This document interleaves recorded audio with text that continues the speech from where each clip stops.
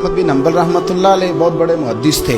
तो मुझे पता है, अगर आप मुझसे पूछेंगे ना इस दौर में फ़िक़्ह सबसे बेहतरीन किसको आती है, तो मैं आपको बता सकता हूँ, क्योंकि मेरा शोबा है ना।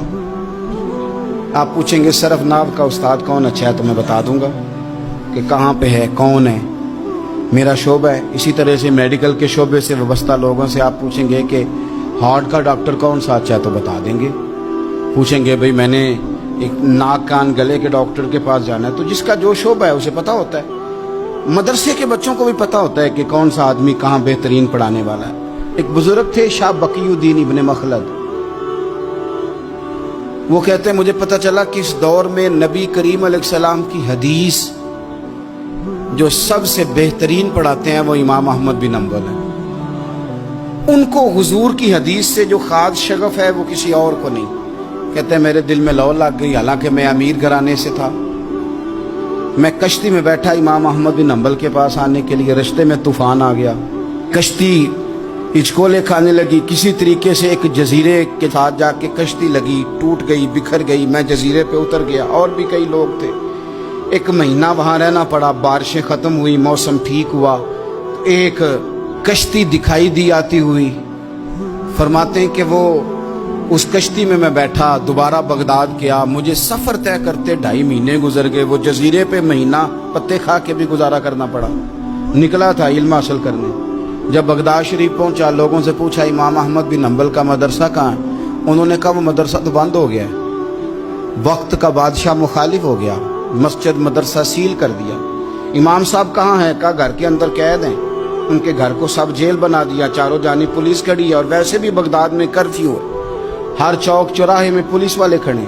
शाह बकीउद्दीन कहते हैं इतना कुछ सुनने के बावजूद भी मेरा जज्बा ठंडा नहीं हुआ। वो महीने में सफर की सोबतें गो सुना था कि आस्ताना यार दूर है, पर हमने भी ठान ली थी कि जाना। वो सुना था कि आस्ताना यार दूर है, पर हमने ये ठान ली थी कि जाना जरूर है। कहते पहुंच गए। अब पता चला कि कर्फ्यू है, सड़कों पे पुलिस खड़ी है, गलियों में चौकों चौराहों में पैरे हैं। इमाम साहब तक तो जा कोई नहीं सकता। कहते मैंने एक शख्स की मिन्नत की, मैंने कहा किसी तरीके गाड़ी बता। कहने लगा मैं इशारा भी नहीं कर सकता, सख्त हालात है। वो कोई तरीका। मैंने जब ज्यादा तड़प के कहा तो वो शख्स कहने लगा मैं उनके घर के करीब तुझे ले जाऊंगा और गुजरते वक्त सिर्फ आंख का इशारा करूंगा। कहते मैंने कहा ये भी ठीक है। उनके घर के तेरी तलाश में फिरे ना हम जंगल पहाड़ और दश्त में। उनके दरवाजे के करीब उसने इशारा किया। शाह बकीउद्दीन कहते हैं कि मैं घर दे के आ गया वापस। अब मैं सोचने लगा कि कैसे इमाम साहब तक पहुंचना है। बड़ी तजवीज़ें सोची, बड़ी तजवीज़ें, काम वाला बन जाऊं, फेरी लगाने लग जाऊं। फिर सोचा कि अगर मैं कुछ बेचूंगा रेडी पे रख के तो कोई खरीदने निकलेगा, कोई नहीं निकलेगा।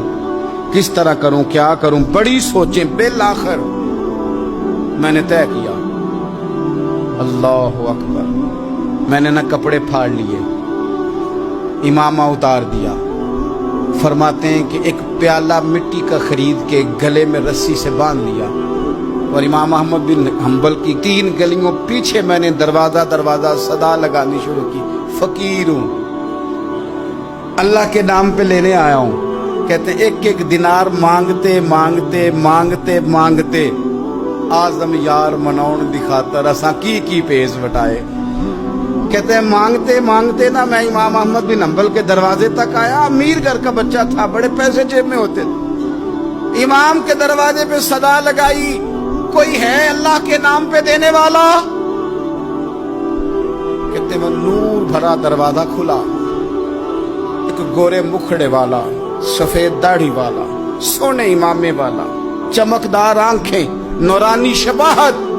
कहते इमाम अहमद बिन हंबल बाहर आए, और जैसे ही एक दिनार मेरे प्याले में डालने लगे तो मैंने हाथ चूम के कहा सोनिया तेरे कुर्बान जाऊं, मैं दिनार लेने नहीं आया, मोहम्मद अरबी की हदीसें सुनने आया हूं। कहते इमाम की भी आंखें खुल गई। कहने लगे इस हाल में आजम यार मनौन की खातर साकी की पेश बटाए। का हुजूर क्या करता, यही एक तरीका रह गया था, मैं तो कहाँ से चला हूँ, कहाँ पहुंचा हूँ, क्या करूं? इमाम साहब फरमाने लगे फिर मैं भी बड़े दिनों से परेशान था, कोई सीखने वाला नहीं मिल रहा। تو مل گیا, کہنے لگا حضور میں روز آ جاؤں فقیر بن.